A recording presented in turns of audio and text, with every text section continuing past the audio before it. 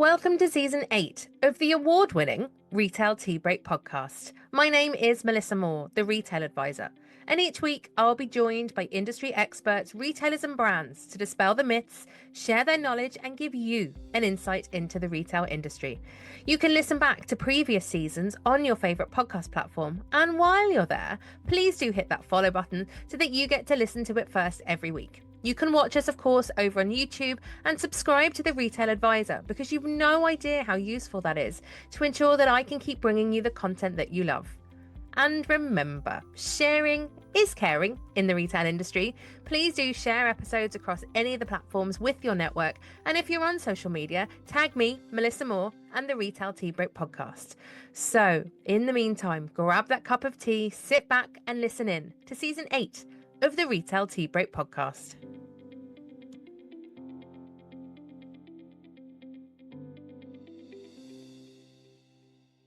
Well, today's episode of the Retail Tea Break podcast is a little different because we share some insightful conversations that I had live at the Retail Technology Show in London just last week. This offers you a front row seat into discussions that are driving retail innovation. I was lucky enough to speak to Dr. Chrystal, CEO and co-founder of Profitmind, Simone, the co-founder and CEO at Need It For Tonight, Wikander, Chief Product Officer at Pricer, Stuart Trevor, the founder of All Saints and CEO at Stuart Trevor, Sarah Friswell, the CEO at Red Ant, Kieran O'Brien, VP of Customer Success for the EMEA at Retail Insights, Rebecca Carrington, Head of Product at Sparkbox, Bradley Capon, VP for UK and North Europe at Yoobic, and Angus Hayman, Senior Strategy Consultant at Akeneo. So apologies in advance if the sound isn't always crystal clear and perfect. The show was immense with loads of people around, so you might just forgive me this one time. Anyway, grab that cup of tea, sit back and listen in. Join us as we delve into the transformative ideas and technologies unveiled at last week's Retail Technology Show 2025. So I'm here at the Retail Technology Show with Dr. Chrystal, CEO and creator of Profitmind. Welcome, first of all, to the Retail Technology Show. First time here. Yes, first time in the UK with Profitmind as well. Which is so exciting, and I have to say congratulations in being named a top 10 innovation finalist for the RTS Awards. Yes, thank you. It's exciting. Nice to be recognised. Oh, I'm sure it is. Kick us off. Tell us a little bit about Profitmind and what you do. Yes, so Profitmind as a company, we were founded in Silicon Valley. My co-founder and chairman of the company is Andrew Ng, the founder of AI at Google and founder and chairman of Coursera, on the board of Amazon. And I'm a 25-year retailer. And I left retail to partner with Andrew because I was frustrated with what myself and my teams had to go through every day, digging through data, trying to figure out how to move the needle on the business. What's happening? What am I going to do about it? How do I help the company be successful when I'm just buried in endless amounts of data? And Profitmind is the result of me partnering with one of the world leaders in AI and my retail background. And we said, this is the solution that we think retailers need and want. And we rolled it out in January of last year at the NRF show in New York. And we've been rolling it out with retailers ever since. And it's doing really well. That's fantastic. And as you say, you are a retailer. You've come from this background. You know the industry as well as I do. Yeah. You've seen the pain points and the issues. But from what I'm seeing from Profitmind, again, because you've helped create this, it really speaks to a solution that actually works. And it works across the business as well. Yes. So, I did not want to design a solution that just replicated the way other SaaS solutions work, where they're narrow and deep. I know as a retail executive, I made decisions thinking about kind of a 360 view of the business. When I change price, how does it affect all the other facets of my business? So we designed Profitmind to think that way, to operate that way, look at all the data across the business, look at the market, understand the business objectives and what you're trying to achieve, bring all that together, and then produce tangible, actionable recommendations that are prioritized. So you can come in on a Monday morning at 9 o'clock and it's telling you, here's what's happening, here's what you can do about it, here's the actions you can take to move the needle, top line, bottom line, on your business, and just get straight to work and actually deliver wins for your company. It sounds fantastic. But you know as well as I do, even though we like to think of ourselves as an agile industry, ever moving forward, Is there still a fear out there of AI? Do you think that we're adopting quick enough? I don't think so. So, I would say last year I felt like there was a lot of tire kicking on AI where the board sent me out and I have to go and look at it and tell them I looked at it. But I'm not actually going to bring it in because I don't know how to use it. I don't know what it's going to do. Is it going to take my job? All those kind of things. What I found actually this year in 2025, a little bit of a change where retailers are now realizing there's so much going on that I've got competition that are adopting it. I've got tariffs and inflation and all these other things going on. And I need to be agile and I need tools that are going to help me be agile. And AI is perfect for that. And I think they're starting to realize that. Which is brilliant. And also, and I know I've just been through a demo of the product, we're not just bringing in general AI, should we say, and I might not even be using the right words to describe this, but obviously we've got the generative AI built in, but there's the agentic AI, which I think is the key to this solution as well. Yes, it is. And actually, our chairman, Andrew, founded that term or coined the term.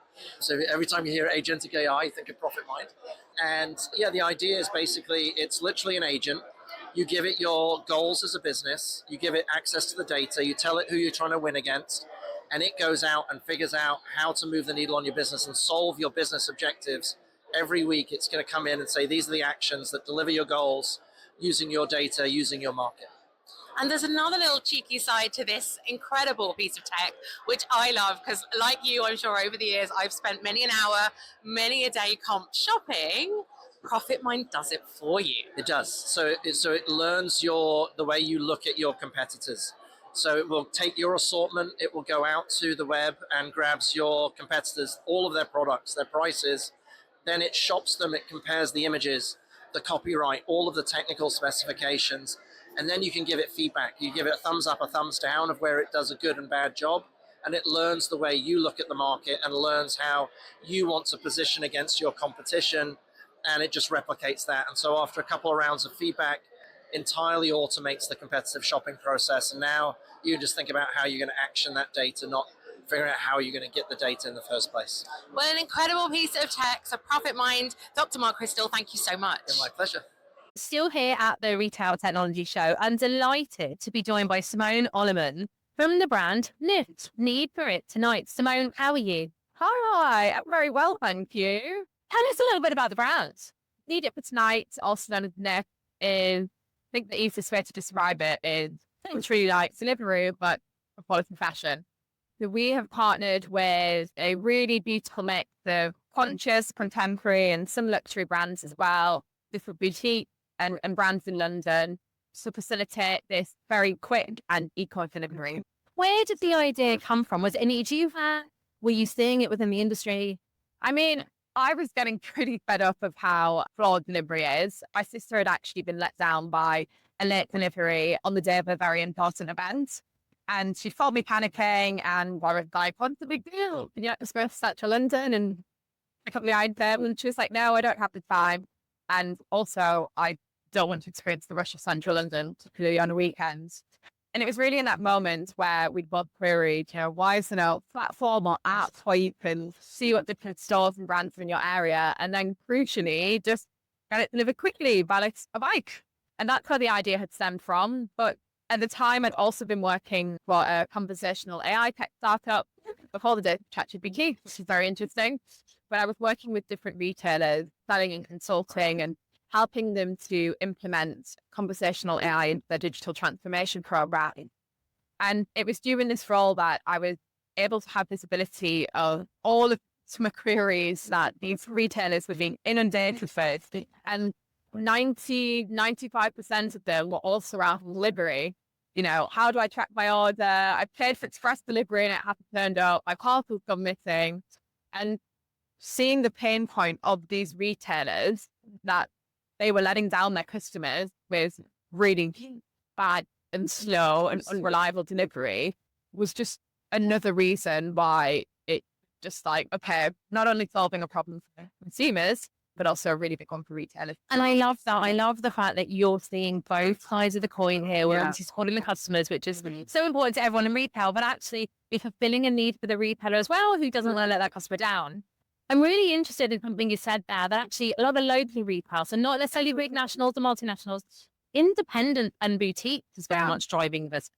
Yeah, no, absolutely. It's a big passion of mine. And I just think there's so many incredible boutiques that people never would have heard of. And, what I do love, they might have heard of Danny, but they haven't heard of a boutique. But then that drives an customer to that boutique. And yeah, it's, I've mentioned before, I think of Deliveroo as well, and all of the restaurants I never would have heard of. And in the same way, I really want to mirror that in the fashion space. It's encouraging customers to come into the app and see, okay, what's local to my area that I can shop from.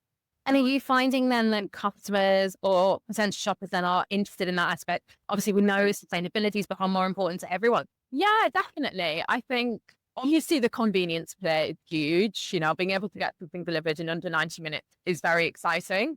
But I think, so much goes into that. I think it's the curation. I think it's brand discovery as well. I think consumers do find that really exciting. And I suppose last question then, what's next for the brand? You've come so far so quickly. What's next for NIFT?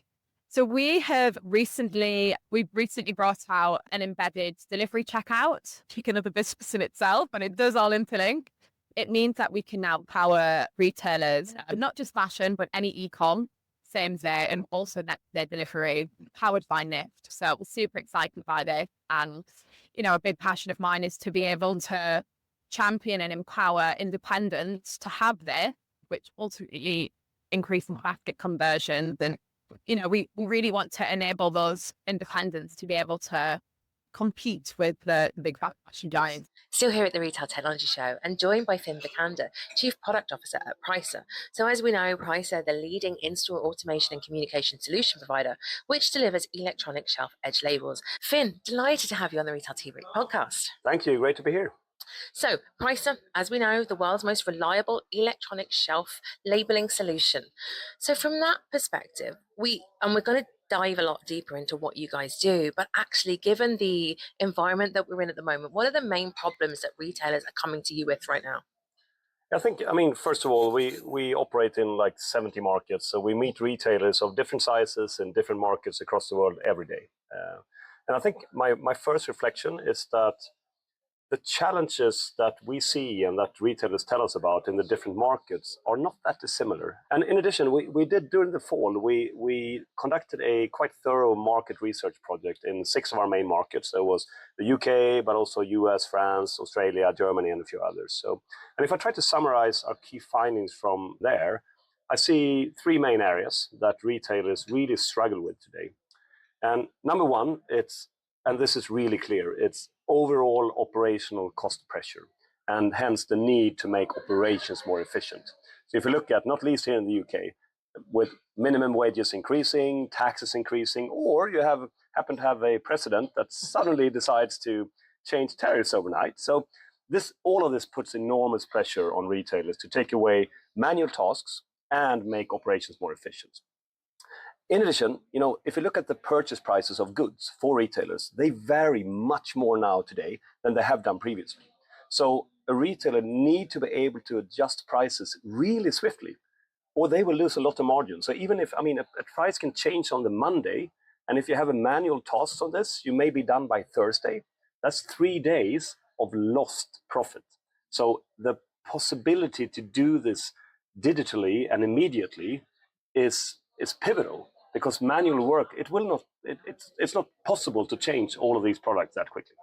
Yeah. But actually, to kind of sum up or bring in one key solution that Pricer have, it's this idea of the next generation of the ESEL. Yeah. It sounds so simple to say it's one small thing, but the impact across the business is unbelievable. It will be, and I think going back to the previous question on what do retailers, what do they struggle with? And I think apart from operational cost pressure, you also have things like stock availability and inventory accuracy. So actually having the right stuff at the right place at the right time, to use an old, saying in marketing. But I think that making sure that the right stuff is on the shelves, that's really key. The third one that retailers tell us about and say that how can you help us do this is to enhance the customer engagement in store, to make it, more personalized, because people are used to the online experience. And they expect nothing less when they come to the physical store. They're just, programmed in a different way now. So I think to personalize and help retailers create an environment which just feels better, and where you have really clear communication and being able to communicate much more on the shelf edge. This is what shoppers are looking for. And I think that since the physical store, which we operate in as Pricer, it's rapidly transforming from let's call it a static environment, into a dynamic, data-driven ecosystem where the shelf edge is at the core. Because this is where you, as a shopper, spend your time, right? Trying to find the right products or whatever, right? So I think this is exactly what Pricer do. So going back to your question on the new concept that we launched and the future of ESLs, let's call it. We call it Pricer Avenue, but I think when people ask me about the future label, my immediate response, and it will be the same now, is that I want us to look at this more broadly. So we don't think about it as an ESL. We think about it as shelf edge communication. So how can we help retailers utilize the whole shelf edge, the whole aisle, for communication and address the operational challenges that they have? So, and these were kind of the drivers behind how we developed the Pricer Avenue concept, because it is, of course, our core product is the ESL, because you need to be able to, in real time, show the prices or product information at the shelf. Everyone is fighting for the shoppers. So driving them to your stores.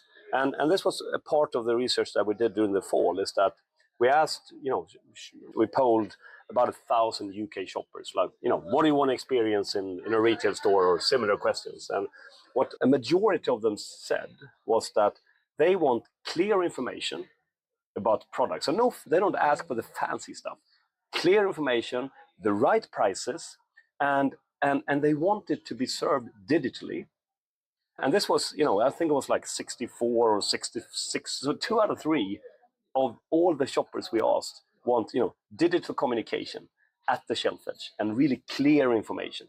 And it could be things like, country of origin, it could be, ingredient, or for allergy purposes, or environmentally, are they sound? All of those questions.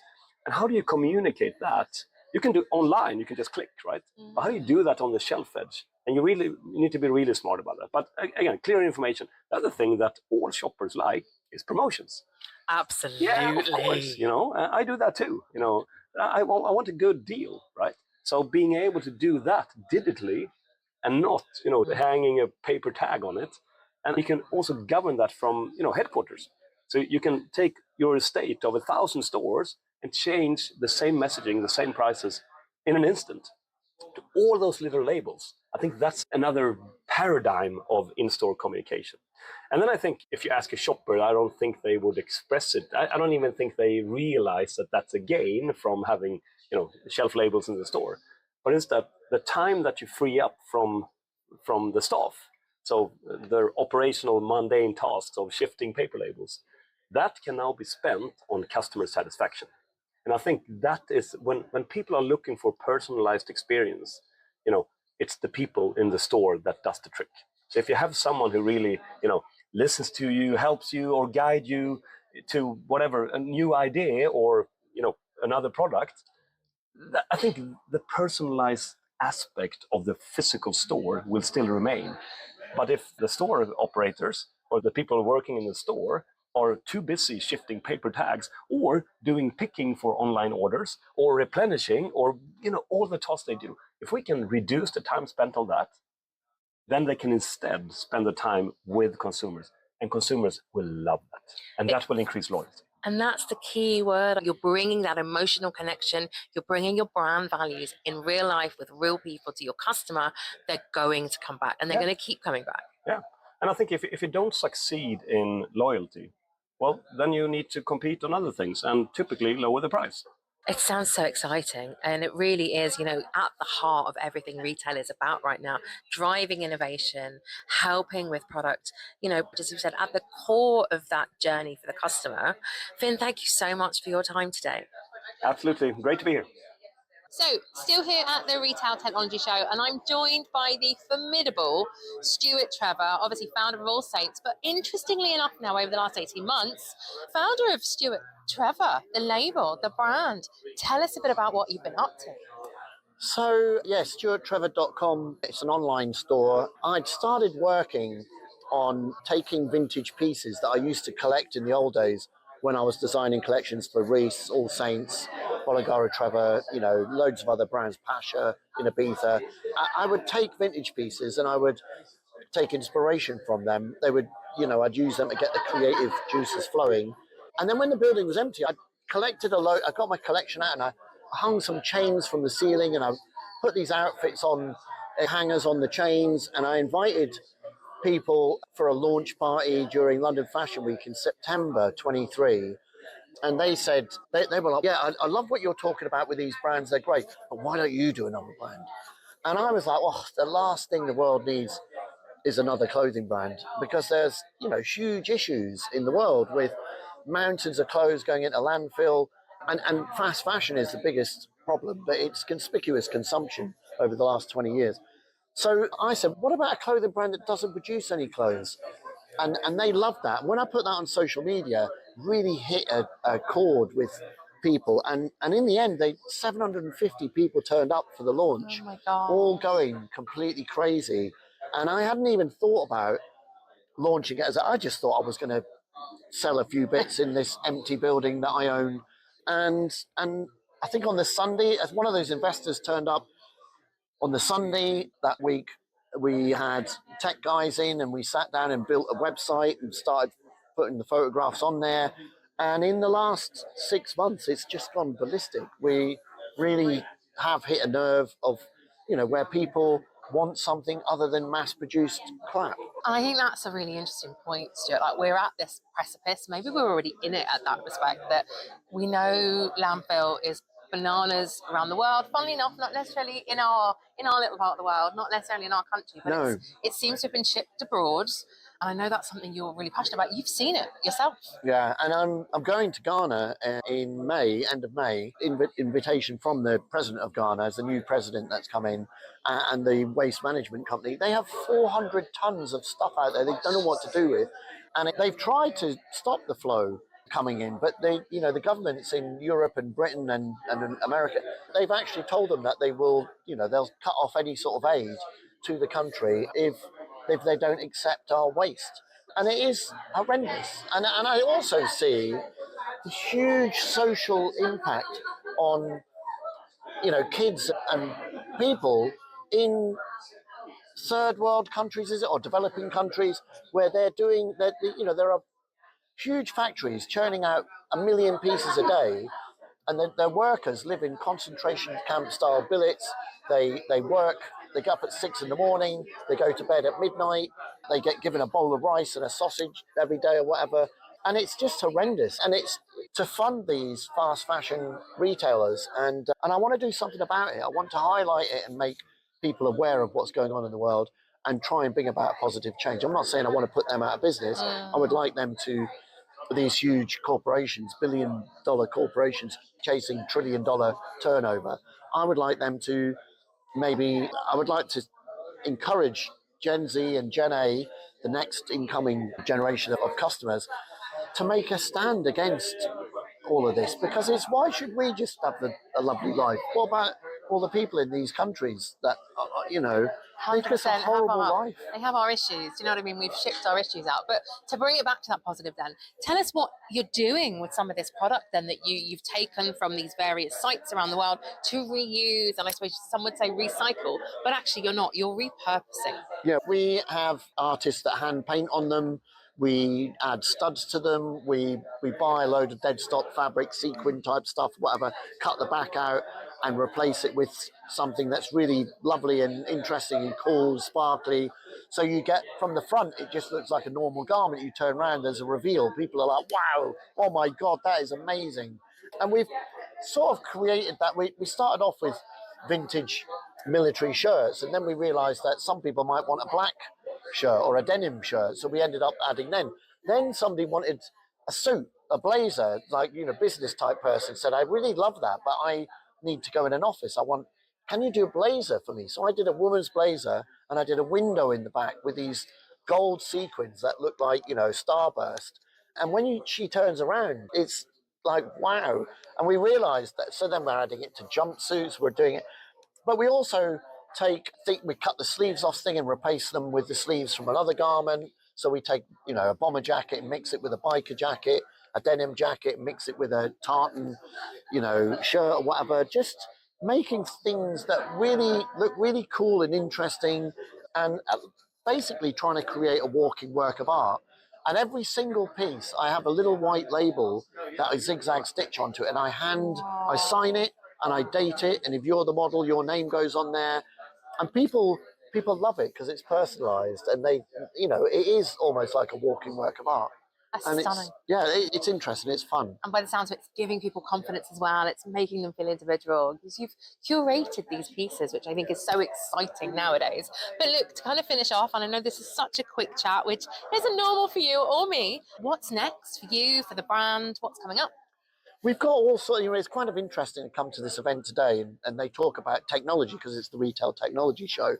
Only yesterday or the day before, I had a photographer that took pictures of me 2 years ago, headshots, and there was me kind of, I love that shot of David Bowie, putting his hand to his mouth with a sort of like shh. I did a shot like that with me doing it because I've got a slightly weird disabled hand sort of thing. And I thought it was kind of like an interesting bent finger. He's done an AI thing where it morphs from me to David Bowie doing the shh. Wow. And I really love it. So we're embracing technology. We want to do things that are interesting. Everything that we do is virtually handmade, one-off individual pieces. We've realized now that in order to build this into a huge brand, I mean, my ambition is to turn this into $1 billion brand. So I need to be aware that, and it is possible because there are billions of garments out there. Apparently there's 150 billion garments a year in production at the moment. So I never have to produce another garment myself. I can get hold of 1,000 pair of Levi's, 1,500 denim jackets or leather jackets or whatever, and repurpose them all the time. We could be selling these all day long to 1 million customers a day. So yeah, watch this space. It's going to be a fun ride. The most important thing is that we want to have fun, and we want to make buying sustainable clothing easier and more fun. And we want to take away any sort of negative Greta Thunberg sort of, annoyance or whatever. We just want to make the world a better place, and have, create a rock and roll brand where everybody, looks great, feels great. And, because we're not going to stop people from buying clothes. And that's, people say to me, well, why don't you just, not, that's not the answer. Everyone, we want this dopamine rush.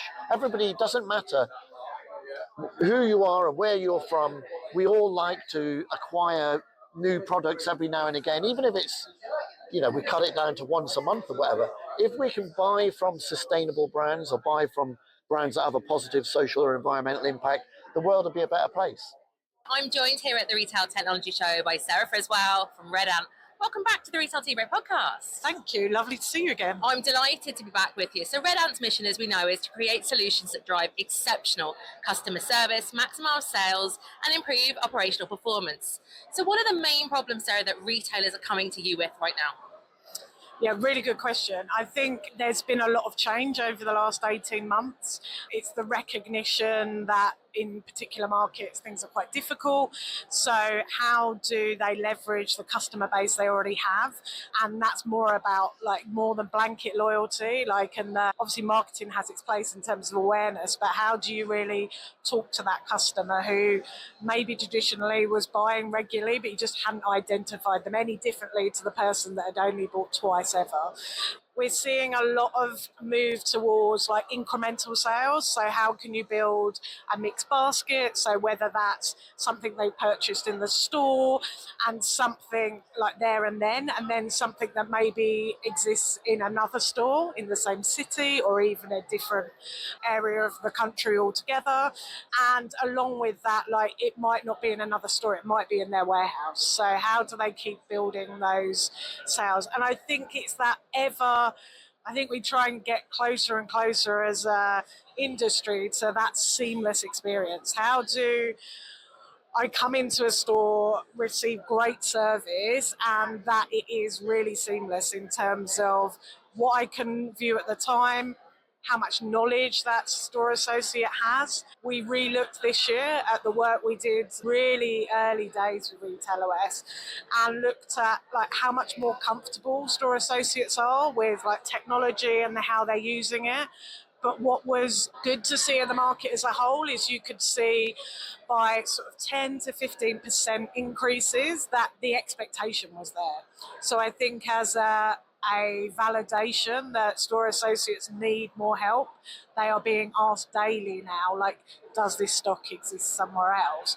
What did I purchase last time? So being more comfortable that you really know your customer. And I think it's great then that you're helping them. It's great that the customer wants to know more. You said anything that's going to help that store associate. So as we know, Red Ant's platform and the apps aren't just there for the retailers you've been explaining. You have to support the employee, and it's something you do so well. Are retailers surprised then about the solutions that you provide them with? Because by the sounds of it, they then have an impact throughout the business. Yeah, and I think like so true. Often a retailer come to you with one use case, and as most technology sales happen, like that happens through a demo. And a reason that we're selected, I would say 90% of the time, is the breadth of functionality we offer.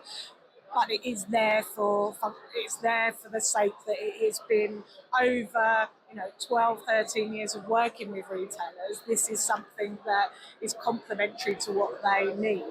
Some of that might be early on something as simplistic as a runner app. So that ability that if you really are delivering first-class customer service, that you don't want to lose that engagement with the client, so that you're able to talk to the backroom staff. And it's a lot more functional than your luxury clienteling, but it's still needed in that realms. And even endless aisle and channel POS, it's more of a functional offering, but it allows you to support that customer as soon as they walk in store, and you're building that relationship through to that valuable sale. It's fantastic, and it sounds then like every layer of the experience is there that you're supporting, and you're supporting throughout the different departments in that respect, and throughout retail in general, which is fantastic. So I suppose a really quick question, I know this has been such a quick chat, but what's next for Red Ant? Yeah, really good question. So we have lots of rollouts happening this year, so we've had a really busy Q1. But as much as it pains me to say, like, we really have a focus, not because I don't believe in it, but I think any show you walk into is talking about this a lot. But in 2014, we won a global IBM prize for our use of Watson and the use of AI. And it was great, and we did some pilots, and like everyone was not quite ready. Right, like it's not getting to the top of your priority. But later this year, we'll be bringing into the roadmap our first offering of that. So really giving the store associate that ability to use all the data that exists in our platform, but make it easier to surface next best action. How do we make it their day easier in terms of task management and really taking the heavy lifting out and bringing to fruition some of those great ideas we had like 11 years ago. I love this. Well, watch this space then, Sarah. We'll have to have you back on the podcast to talk a bit more about that at the time. But thanks so much for your time today. Thank you. Still here at the Retail Technology Show, and now I'm joined by Kieran O'Brien from Retail Insight. Kieran is a strategic customer success executive with over 10 years experience across retail and consumer packaged goods sectors. Currently serving as Vice President of Customer Success in the EMEA at Retail Insight, he leads a team of customer success and analytics managers across the EMEA region. Kieran, how are things? Yes, good. Thanks for having me. Delighted to have you here. So Retail Insights support retail operations with your advanced analytics platform, enabling you to sell more and waste less. What are the main problems then that retailers are facing right now, Kieran?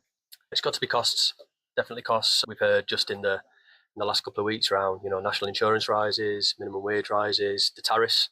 I think everybody's still trying to kind of get their head around from over the last couple of days. So margins are tight, costs are increasing for retailers, and I think technology that's provided to retailers has to make a real gain in terms of some of the outputs that they see. It's got to detect that retailers take as a direct store colleagues to kind of actionable results to drive better availability, increase sales, and improve waste. And I think if tech's not going to do that for retailers, they'll move away and they'll look at something else. But the biggest thing right now for retailers is definitely margins are tight. Definitely. Money and costs. It's unbelievable over the last kind of few weeks what's after happening, and I think things are going to get tighter before they get better. Absolutely. So in that respect, what can Retail Insight do, I suppose, to support the retailers and brands right now? What are the solutions that you have? So we have quite a few solutions. I guess our two main flagship solutions are Availability Insight. So we all know we get frustrated ourselves as customers when we go into shops or when we buy something online and that product that you desperately need for your dinner or that you need for the weekend because you've got friends or family around that doesn't turn up. So our Availability Insight platform helps retailers maximize their availability in store, making sure that the onward consumer gets what they want. Another platform that we've got is Waste Insight. And we all know culturally we don't want to be wasting food, so we don't want to see that happen. We don't want to see food go into landfill.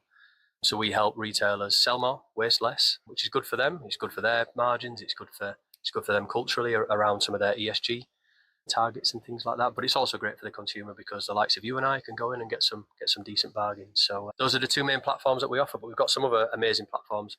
We brought something to the market a few years ago called Inventory Insight that spots patterns of incorrect inventory in store. So even though the product might be available for the customer, the inventory is wrong. And at some point, that's going to cause availability issues. So we can direct, again, talking about directed work, we can direct store colleagues to go and fix some of those problems before they become a bigger problem for the customer. This is really interesting.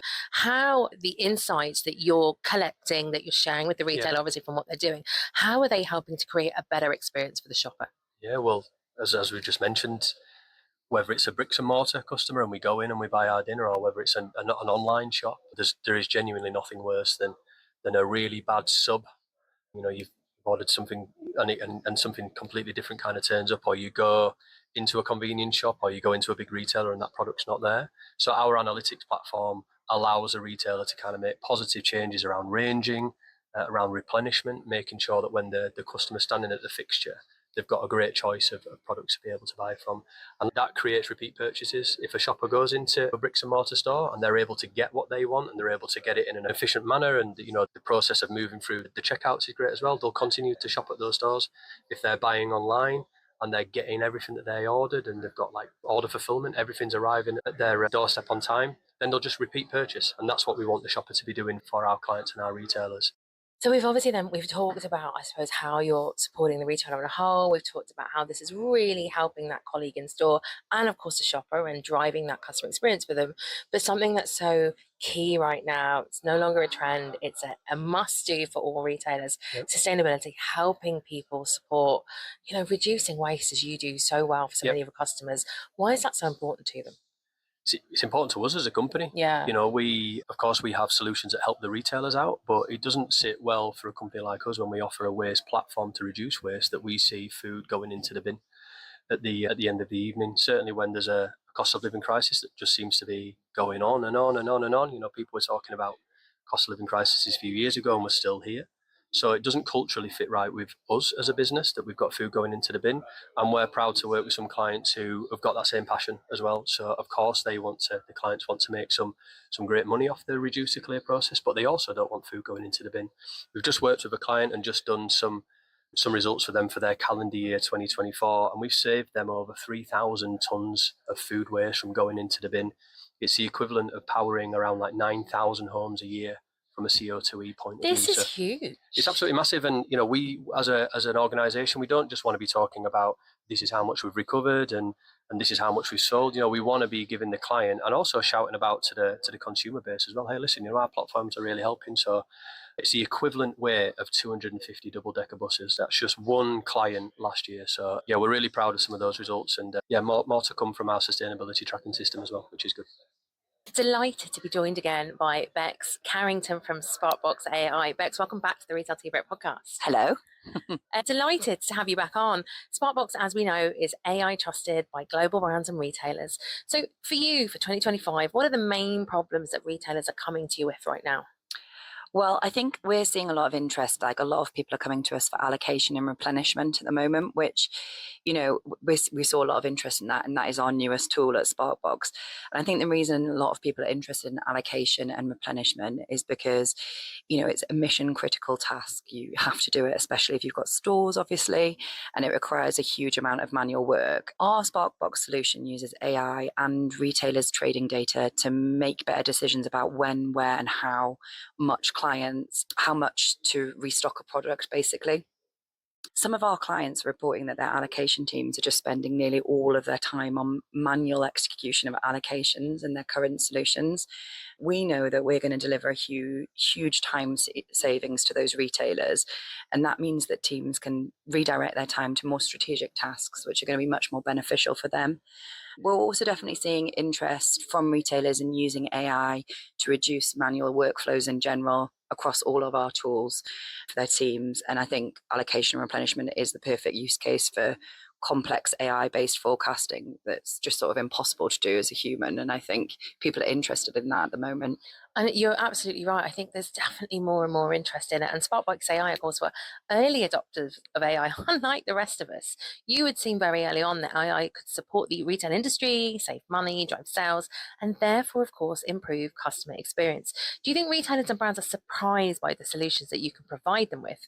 Because by the looks of it, it has a trickle-down effect throughout the business. Yeah, definitely. I mean, I think when we started, AI wasn't really a hot topic. And I think, if anything, people were maybe a little bit scared or sort of nervous about it.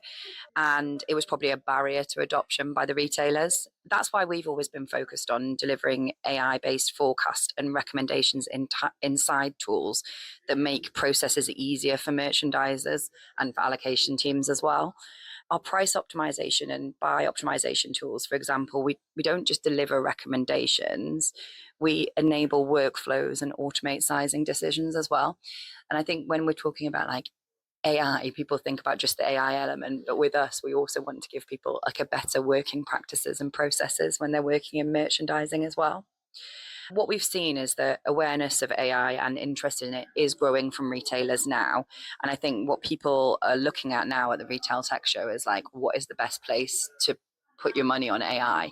And we know that for merchandisers, something like our tool is the best place, I absolutely agree with you. I think a few years ago, it would have been quite hard to even have these conversations, whereas last year and definitely this year, there's a real hunger, I think, as you rightly said there, yes, we've got the money to spend on AI, but where do we spend it? And as you say, Sparkbox AI, ideally placed to help the merchandisers in the categories across the retail environment.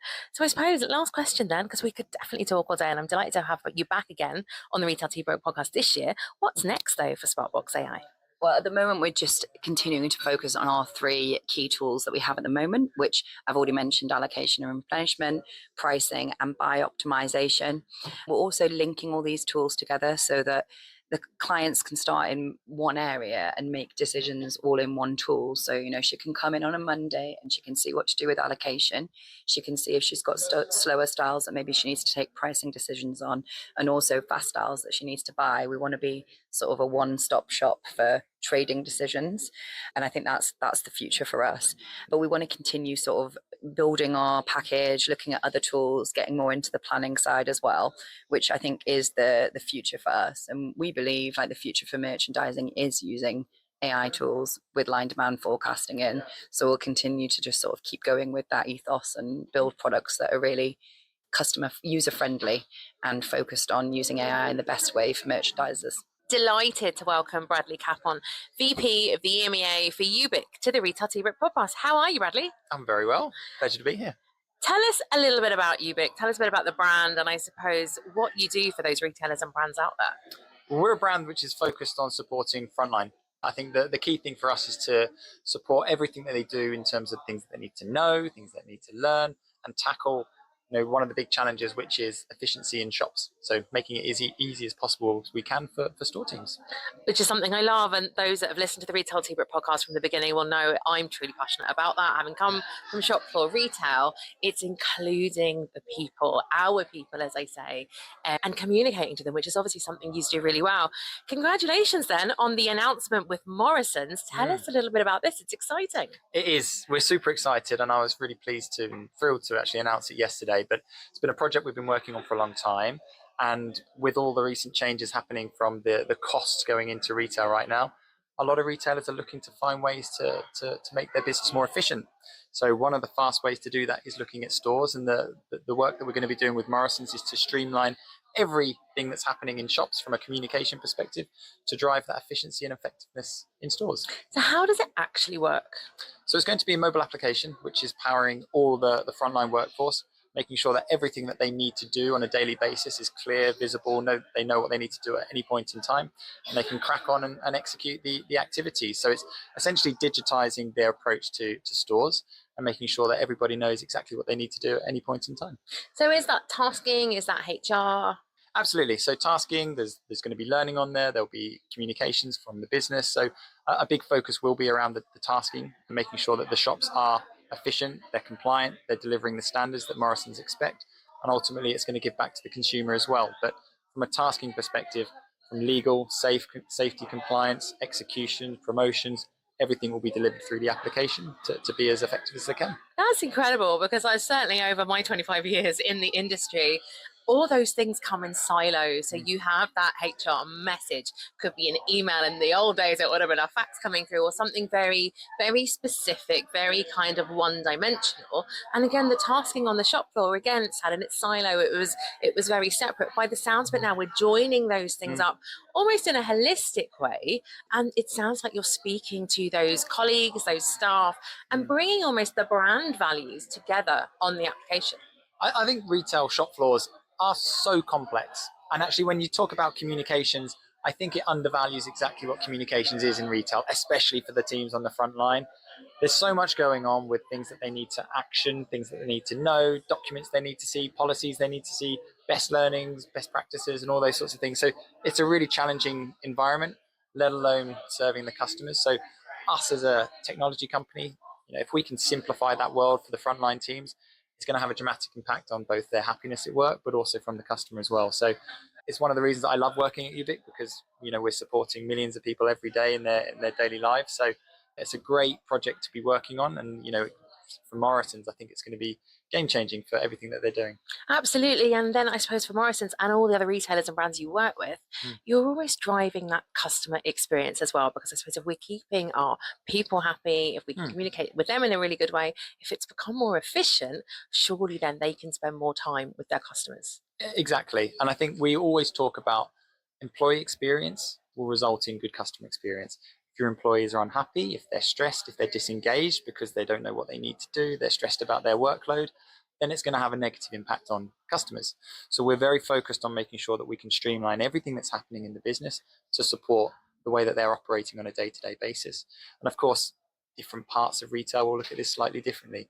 A grocery store might be very much focused on efficiency, whereas a fashion retailer might be looking to support from a sales perspective, conversion, average transaction values, to making sure that their employees knowing the products, knowing the brands, knowing the fabrics. So we're looking at it very differently per client, but ultimately it's going to have a massive effect on that day-to-day operation. And that's incredible, because by the sounds of it, then the training comes onto the platform as well. So as you said, fashion, very different from grocery. You need to know the nuances of the products, whether it's color or size.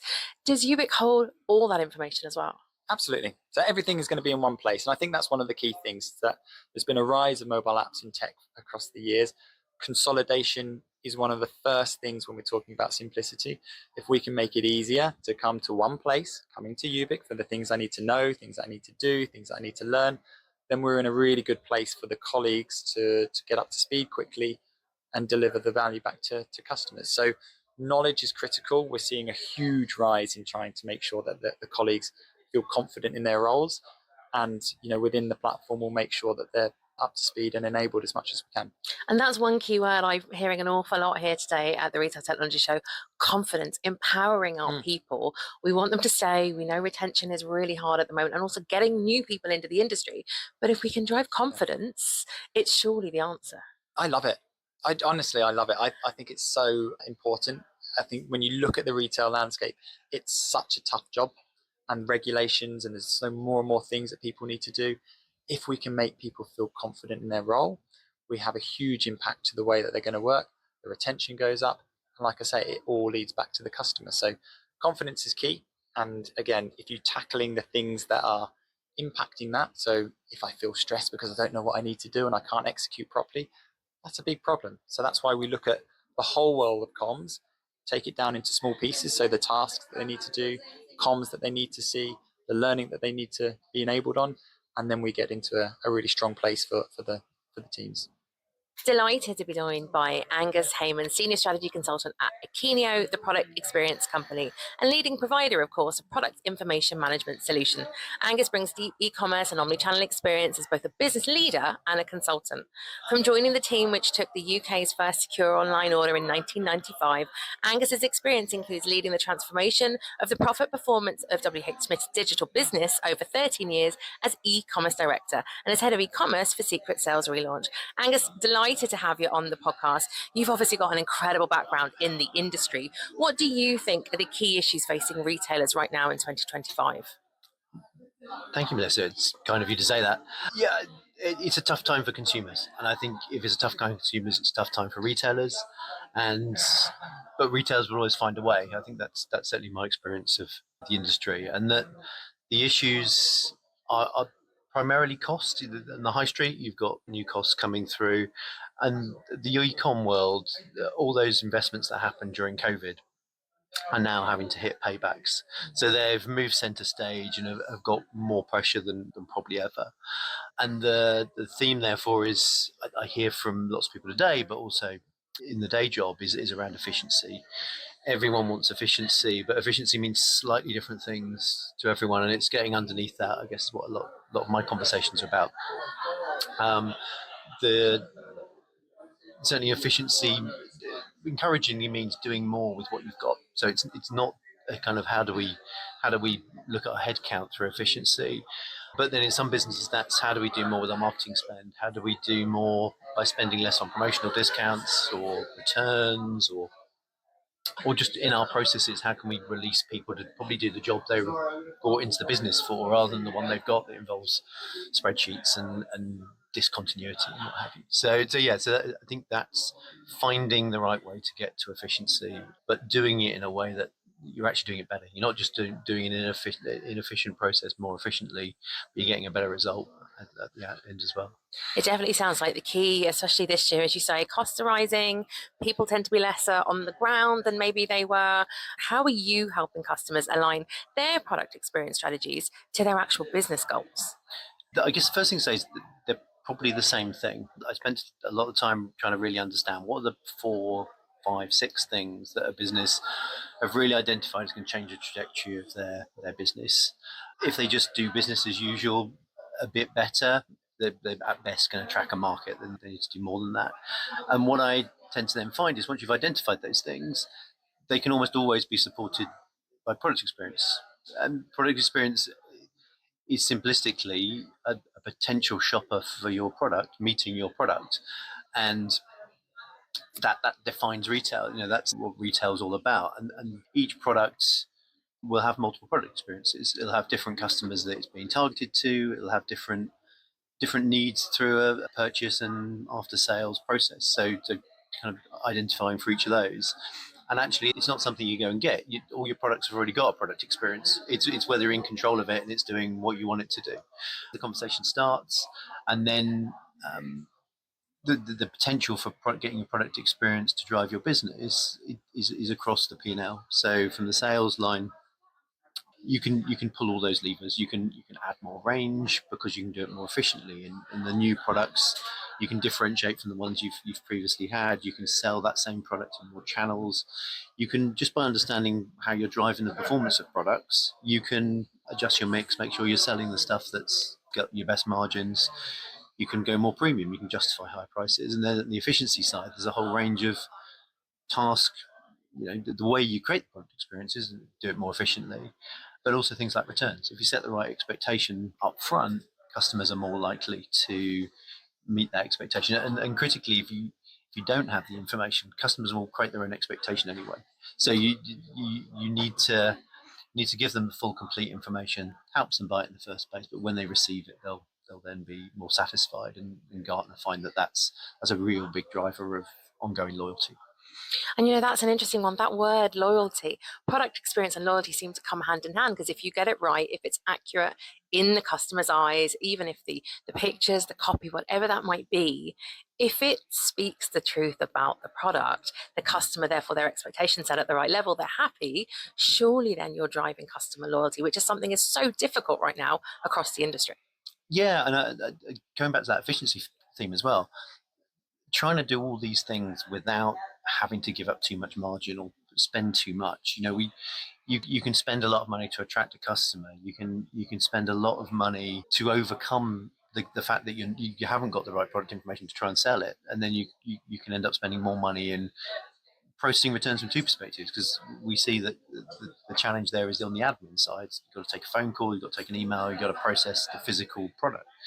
But particularly in fashion, where it's the product arrives back after a season or late in the season, you're going to have to discount it more to get it back out of your business again. So yeah, the getting those expectations set correctly is like I say, Gartner identified product experience as the biggest single driver of product loyalty, and that's great when actually you don't want to have to throw money and throw incentives to get customers to come back. I'm a great advocate for taking your product information down to the most granular level, holding it at the lowest level, and then you can build it up. Historically, you used to build it up in quite a mechanical way. This plus this plus this equals this, but now you can do that with Gen AI to really spin up quite tailored content. And it sounds so exciting. Angus, thank you so much for your time. No, thank you. It's been a pleasure.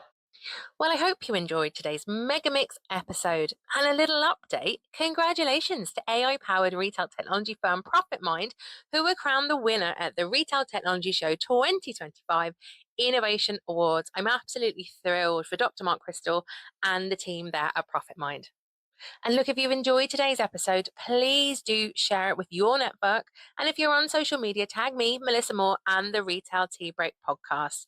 Listen back to previous seasons on your favorite podcast platform. And while you're there, please hit the follow button so that you get to listen to it first every week. You can, of course, watch us over on YouTube and subscribe to the Retail Advisor. You have no idea how useful it is to ensure that I can keep bringing you the content that you love. Connect with me, as well as all of today's guests, over on LinkedIn. If you need an introduction, drop me a DM and I'd be more than happy to. And of course, grab that diary and pop the dates in for Retail Technology Show 2026, which are the 22nd and the 23rd of April. I'll see you there.